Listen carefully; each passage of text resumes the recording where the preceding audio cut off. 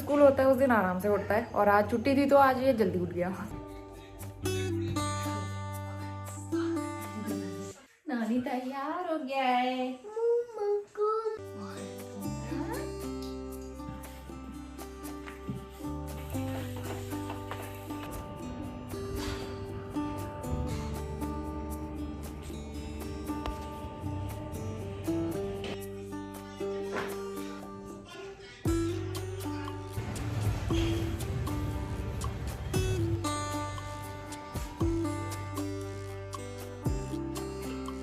इस बार भी हम लोग दोबारा से जा रहे हैं पिथौरागढ़ अपने घर।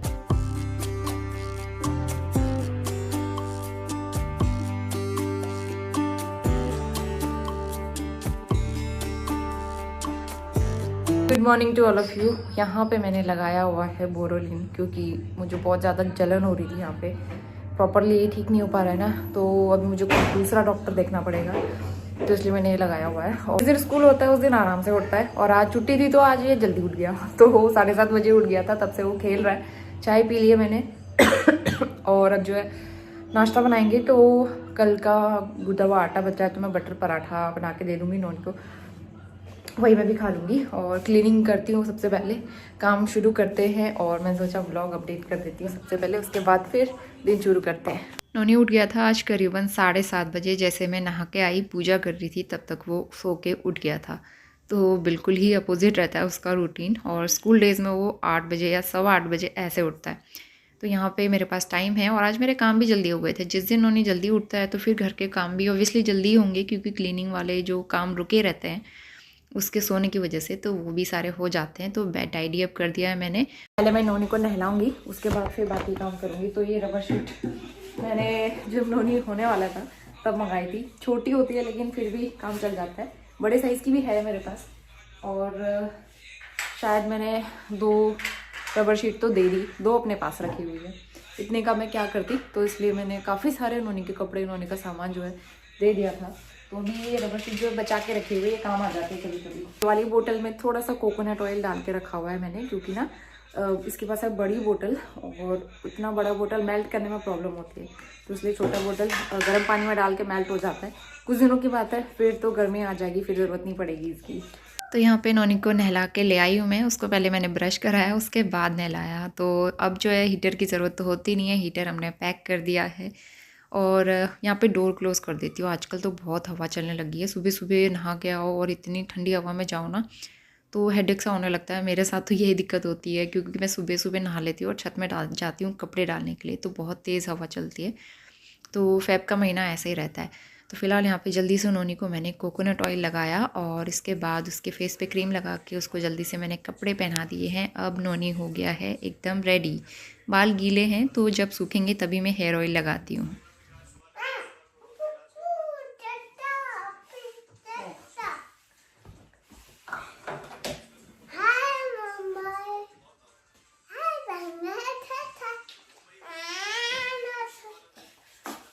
नानी तैयार हो गया है।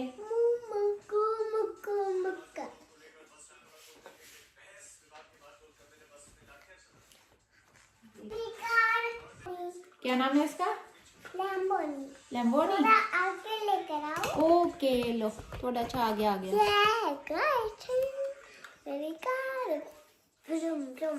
गाइस, ये नोनी की लैम्बोर्गिनी है। लैम्बोर्गिनी। हाँ, तो नोनी की फेवरेट कार है।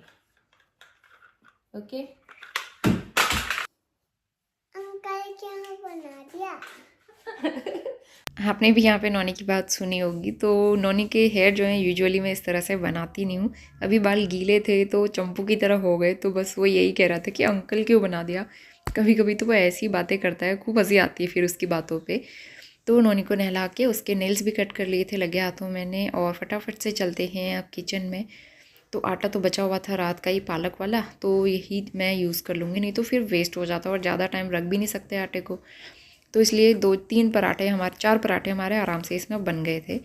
तो यहाँ पे जल्दी से पराठे सेक लूँगी। उसके बाद फिर हमने खाया था सिंपल बटर पराठा, और फिर मैं बाकी के काम करूँ।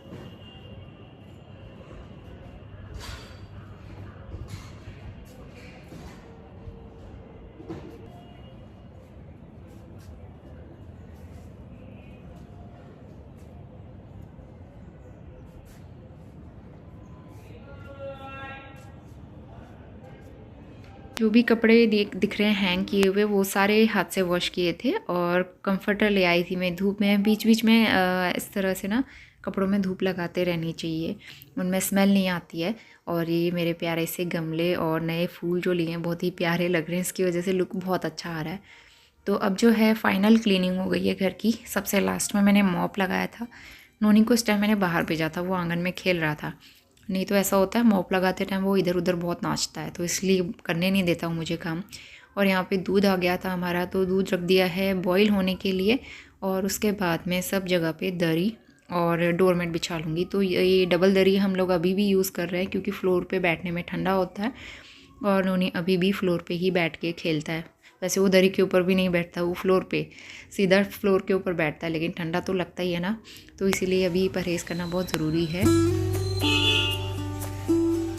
और अभी करीबन 10:15 बज रहे हैं। आज मेरे सारे काम जल्दी हो गए थे, और सीढ़ी बहुत गंदी हो गई थी। मैंने 3-4 दिन पहले वॉश की थी, मैंने शेयर भी किया था उस दिन। तो ये ना इतनी हवा चल रही है आजकल, बहुत ज़्यादा आंधी तूफ़ान आता है, तो उसकी वजह से धूल मिट्टी पेड़ की पत्तियाँ उड़ के सब आ जाती हैं, और इतनी ज़्यादा गंदगी हो जाती है। तो इसलिए फिर रहा नहीं जाता इतना गंदा देख के ना। फिर मैं यहाँ पे आ गई हूँ झाड़ू लगाने के लिए, और फटाफट से झाड़ू लगा लेंगे। थोड़े गमले और ये पौधे जो रखे हैं इनको भी साइड करके, क्योंकि साइड साइड में बहुत ज़्यादा कॉर्नर्स में तो बहुत ज़्यादा मिट्टी हो रही है, आपको दिख भी रहा होगा यहाँ पे। तो मैं एक बार अच्छे से यहाँ पे झाड़ू लगा लूँगी। धुलाई मैं आज नहीं करूँगी, क्योंकि धुलाई में बहुत टाइम लगता है। तो इसके बाद जो है स्कूटी बहुत गंदी हो रही थी, धूल मिट्टी। वैसे ये काम तो हस्बैंड ही करते हैं, लेकिन वो काफ़ी दिन से टूर पे गए हुए हैं। स्कूटी आजकल मैं ही यूज़ करती हूँ, तो इसलिए मैंने सोचा एक गीला कपड़ा इसके पे भी मार ही देते हैं। अगर इसकी धुलाई करो तो धुलाई में काफ़ी टाइम लगता, तो इसलिए मैंने सोचा एक बार गीला कपड़ा मार देती हूँ हल्का सा।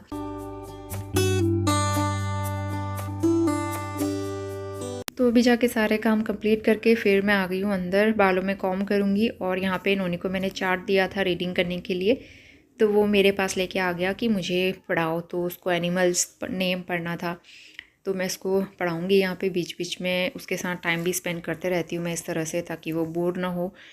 और जब वो मुझे बहुत ज़्यादा परेशान करता है या फिर मुझे बहुत ज़्यादा काम होता है, तब मैं टीवी भी लगा देती हूँ उसके लिए।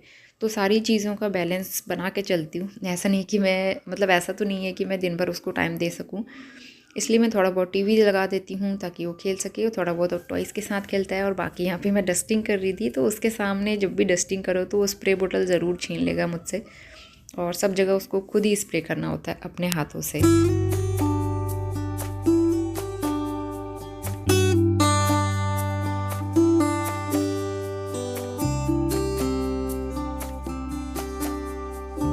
इसके बाद लंच बनाएंगे। तो लंच आज हमारा एकदम प्रॉपर ऑथेंटिक पहाड़ी रेसिपी है। ये गहत की दाल मैंने सोक करके रखी थी ओवरनाइट।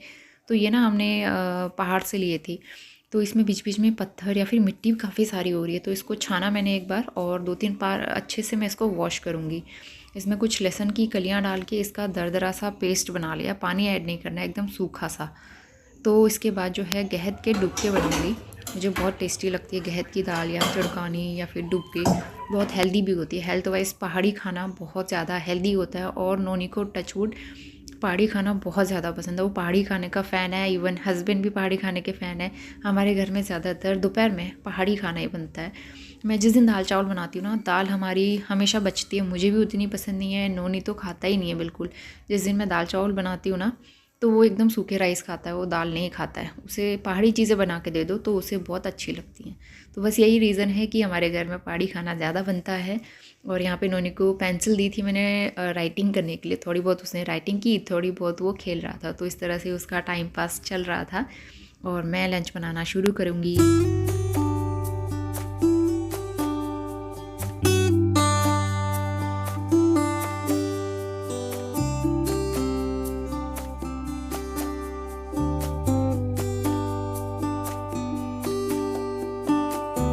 लगे हाथों जो सुबह के सूखे हुए बर्तन थे उनको भी मैंने लगा लिया है। और अब जो है गहत के डुबके बनाऊंगी मैं। तो हमेशा लोहे की कढ़ाई में ही बनता है हमारा पहाड़ी खाना ज़्यादातर। तो यहाँ पे ऑयल गरम करके मैंने इसमें डाला है जीरा और ये शिकवा। तो इसके बाद मैंने जो पेस्ट बनाया था गहत की दाल का, इसको मिक्स करके इसको बहुत अच्छे से भूनना है। स्टार्टिंग में थोड़ा ये कढ़ाई में चिपकता है और तब तक हमें इसे भूनना है जब तक ये कढ़ाई में चिपकना बंद ना हो जाए। तो उसको एकदम लो मीडियम फ्लेम पे फ्राई करेंगे। और दूसरी तरफ मैं यहाँ पे तैयारी कर रही हूँ भांग की चटनी बनाने की। तो भांग का नाम सुनकर बहुत सारे लोग एकदम कॉन्शियस हो जाते हैं, लेकिन ऐसा कुछ भी नहीं होता है, बिल्कुल नशा नहीं होता है, क्योंकि हम इसे पहले ड्राई रोस्ट करने वाले हैं। तो मैं इसको लो मीडियम फ्लेम पे ड्राई रोस्ट करूँगी। और दूसरी तरफ यहाँ गहत की दाल जो है मैंने भून लिया अच्छे से, कढ़ाई में चिपकना बंद हो गई है। तो ऊपर से मैं इसमें मिला दूँगी चावल का आटा। मैं छान के मिलाती हूँ क्योंकि कुछ कुछ चावल के चंक्स उसमें रह गए हैं ना, अच्छे से पिसा नहीं है वो, इस वजह से। तो कंसिस्टेंसी ठीक करने के लिए चावल का आटा, गेहूं का आटा, कुछ भी मिला सकते हैं। और यहाँ पे भांग जो है ड्राई रोस्ट हो गई है। बहुत ज़्यादा डार्क बनाएंगे तो एकदम कड़वी हो जाती है चटनी, तो इसलिए इस बात का बहुत ध्यान रखना पड़ता है। और यहाँ पे आटा जो मैंने ऐड किया था उसको भी अच्छे से भून लिया है कुछ सेकंड के लिए। और साथ ही मैंने मसाले इसमें हल्दी, धनिया पाउडर डाला था। और ऊपर से अब पानी मिला देंगे जितना हमें पतला या थिक करना है, और नमक डाल के इसको लो मीडियम फ्लेम पे छोड़ देंगे। बॉईल आने पर इसको अच्छा सा हमें थिक करना है। तो उसके बाद भांग की चटनी बनाते हैं। भांग यहाँ पे ठंडी हो गई थी, इसके ऊपर मैंने डाली है 2 सूखी लाल मिर्च, और आप चाहो तो हरी मिर्च भी ऐड कर सकते हो। और इसके अलावा मैंने सिर्फ इसमें नमक डाला है और कुछ भी नहीं।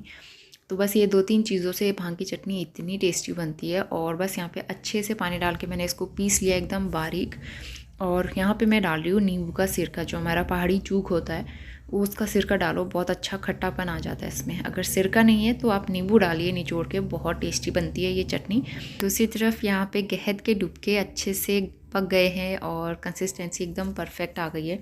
हरा धनिया है तो वो डाल सकते हैं। और यहाँ पे नारियल का तेल मैंने थोड़ा सा मेल्ट होने के लिए रखा था धूप में। दोपहर के 1 बजने वाले हैं, सारा खाना बन गया है, थोड़ी देर में लंच करते हैं। और व्लॉग का टाइटल आप सबने देख लिया है, सुबह से बात करने का टाइम नहीं हो रहा था। तो हाँ, इस बार भी हम लोग दोबारा से जा रहे हैं पिथौरागढ़ अपने घर, और वी आर सो एक्साइटेड। और इस बार का रीज़न बहुत ज़्यादा स्पेशल है, क्योंकि वैसे तो हर बार ही स्पेशल होता है। इससे पहले हम दिवाली में गए थे, दिवाली के बाद फिर नोनी का बर्थडे था जो कि बहुत स्पेशल था।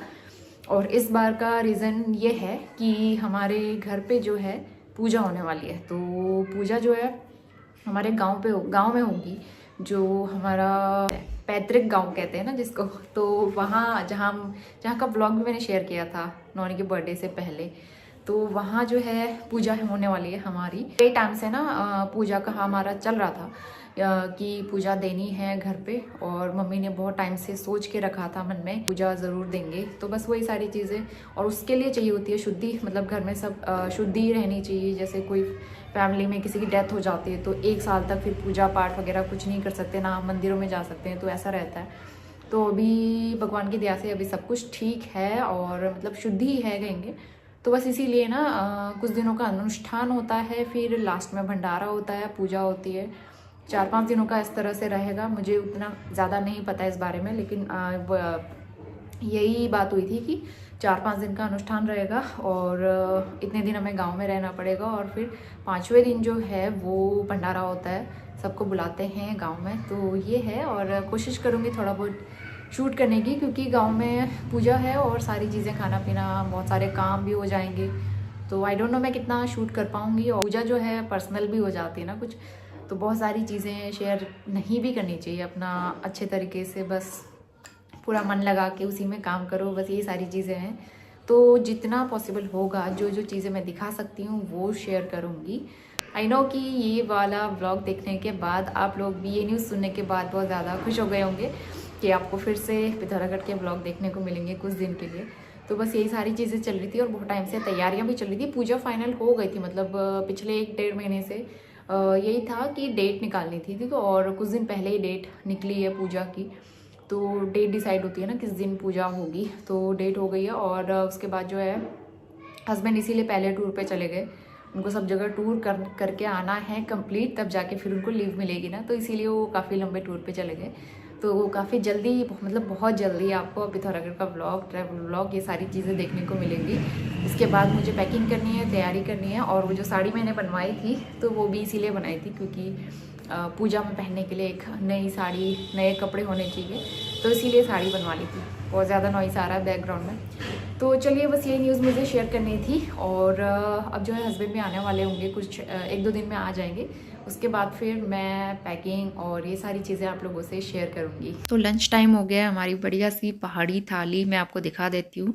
चावल के साथ में गहत के डुक्के की बात ही अलग होती है, और साथ में भांग की चटनी मिल जाए पहाड़ी स्टाइल तो मज़ा ही आ जाता है। तो ये थाली जो है बहुत औसम बनी थी, मज़ा आया खा के। अभी लंच हो गया है, अब मैं किचन क्लीनिंग करना स्टार्ट करूँगी। तो इस टाइम पे नॉनी देख रहा था टीवी, उसका है टीवी टाइम, और मैं जल्दी से यहाँ पे कुकटॉप खाली करूँगी। सबसे पहले मुझे कुकटॉप क्लीन करना है, स्टोव के अटैचमेंट निकाल के सिंक में डाल दूँगी। थोड़ी सी दाल बची थी, वो मैंने बोल में ट्रांसफ़र कर दी है।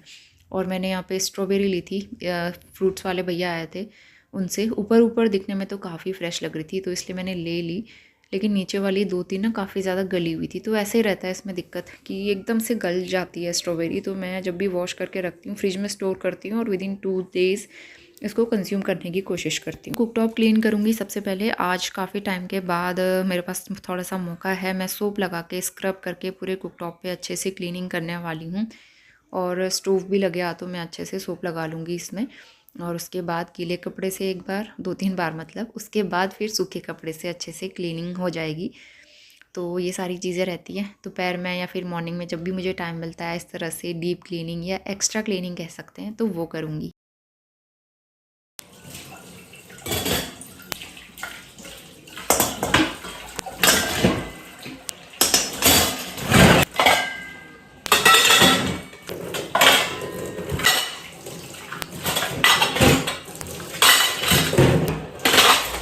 तो ढेर सारे बर्तन वॉश हो चुके हैं। इसके बाद बारी आती है झाड़ू लगाने की। तो किचन में और हॉल में दोबारा झाड़ू लगा लूँगी, क्योंकि गंदा बहुत हो जाता है और थोड़ा बहुत पानी नीचे गिर जाता है। तो मैं एक बार फिर से मॉप लगा लूँगी।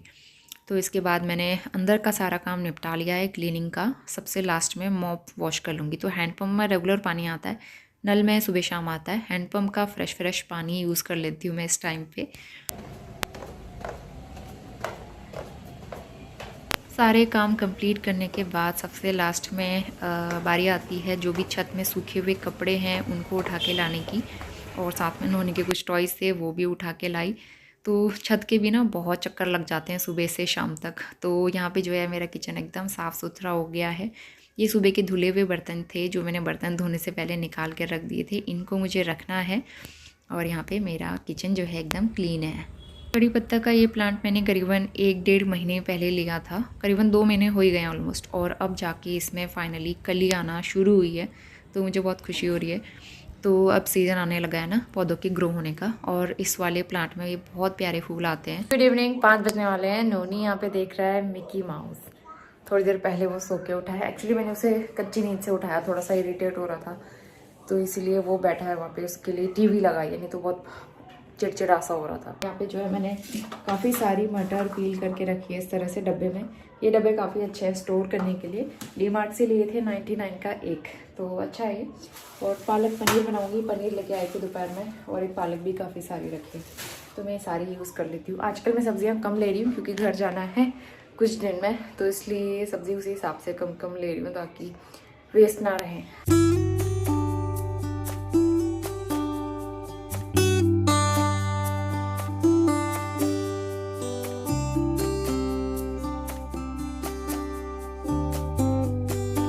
तो यहाँ पे मैं चाय लेके आ गई थी और 5 मिनट आराम से बैठ के चाय पीऊँगी। चाय जो है ना आराम से सुकून से बैठ के पियो तभी मज़ा आता है। और इसके बाद भूख लग रही थी हल्की सी, तो मैं यहाँ पे तैयारी कर रही हूँ भेलपूरी बनाने की। तो मैं सामान तो लेके आई थी ग्रॉसरी में, लेकिन मैंने अभी तक बना के ट्राई नहीं किया घर पे। तो सारी चॉपिंग कर ली है, जो भी नमकीन मुझे चाहिए वो सब निकाल के रख ली है।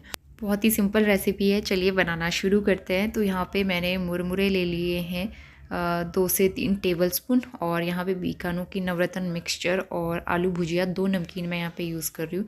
साथ में बारीक कटे हुए प्याज और टमाटर। ऊपर से मैंने डाल दिया है नींबू और काफ़ी सारा चाट मसाला। थोड़ा सा मैंने इसमें नमक भी ऐड कर दिया था, वैसे उतनी ज़रूरत होती नहीं है, आप ना भी डालो तो भी चल जाएगा।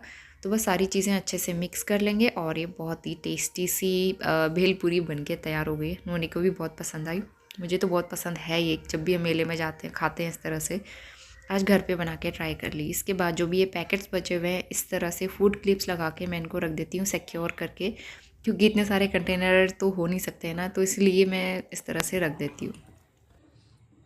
आ रही हूँ।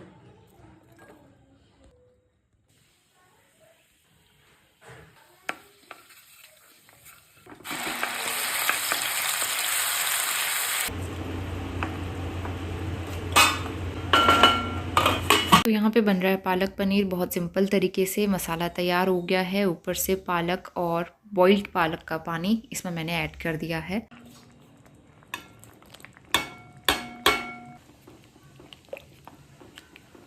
और अभी करीबन 7:45 बज रहे हैं, तो रोटी बनाने का टाइम हो गया है। मैं जल्दी से रोटियां सेक लूँगी और उसके बाद फिर करेंगे हम अपना डिनर। तो जब भी रोटी बनाते हैं पहले 2 रोटियां मैं गाय के लिए निकाल देती हूँ। तो ये मेरी मदर इन लॉ ने ही मुझे सिखाया था। तो जब भी घर पे रोटी बनती है 2 रोटी गाय के लिए निकलती है अलग से।